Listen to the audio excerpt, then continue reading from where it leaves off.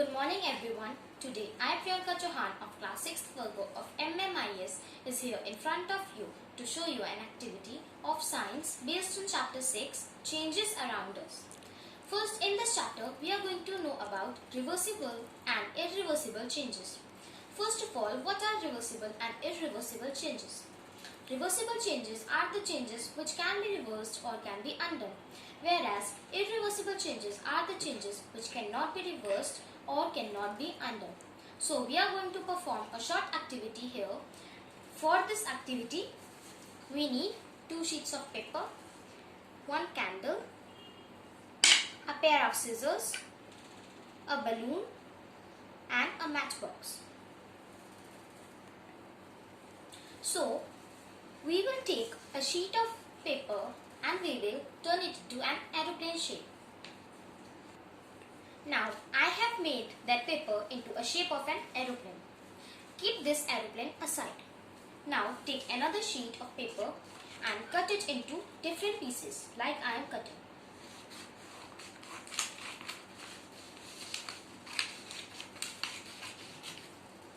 One piece, cut it into 3 equal parts as you can.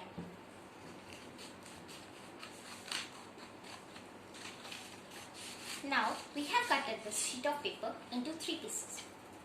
After that, you can see 3 pieces are there. Now we will keep these 2 pieces aside. Now take a plate and burn this piece of paper.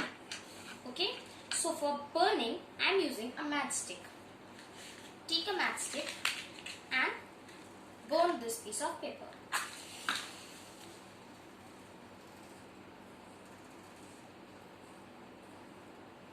You can see the paper is slowly burning and it's continuously burning. You can see that the paper has burnt. Now you can see the small portion of the paper which has burnt has changed into ashes, which means the paper cannot be reversed again. So the paper which has been burnt is an example of irreversible change. The pieces of paper which we have cut cannot be formed into an original paper. These pieces cannot be kept together to form an original sheet that was before. So the cutting and burning of a paper is an irreversible change, whereas if you see an aeroplane, if we open it, we obtain the original sheet back. So this sheet of paper is an example, means folding of paper is an example of reversible change.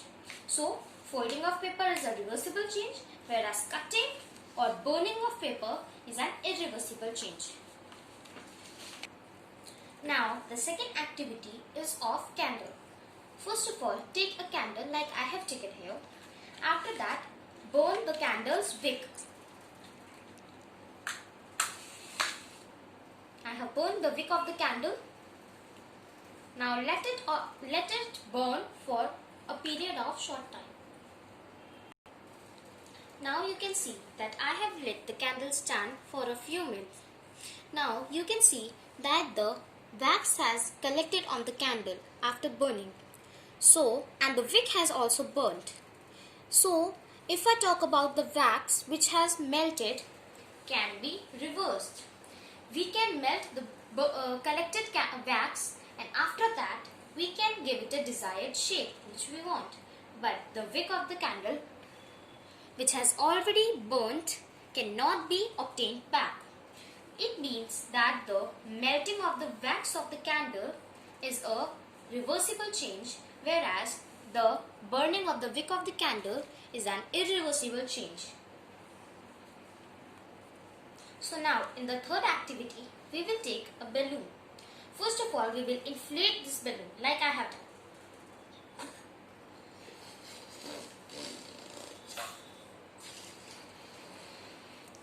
You can see the balloon has inflated, but you can see the shape of the balloon has also changed. But if we release the air from it, we can see it comes back to its original shape. Means the inflating of a balloon is a reversible change. Whereas if we take a balloon which has already been inflated and we burst it up. So you can see the bursting of the balloon is an irreversible change because the balloon cannot be obtained into its original form. One piece is here, one piece is there, one piece is here. So the inflating of a balloon is a kind of reversible change and the bursting of a balloon is a irreversible change. There are numerous of things or changes which are reversible and irreversible around us. Some examples of reversible changes are knitting of a sweater, heating or cooling of a milk, ironing of clothes and stretching of a spring.